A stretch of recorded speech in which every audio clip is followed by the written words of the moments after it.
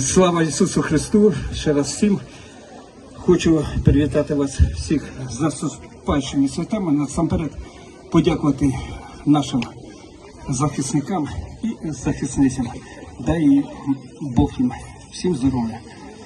Ну і зараз колядуємо разом, колядуємо, це авторська моя колядка.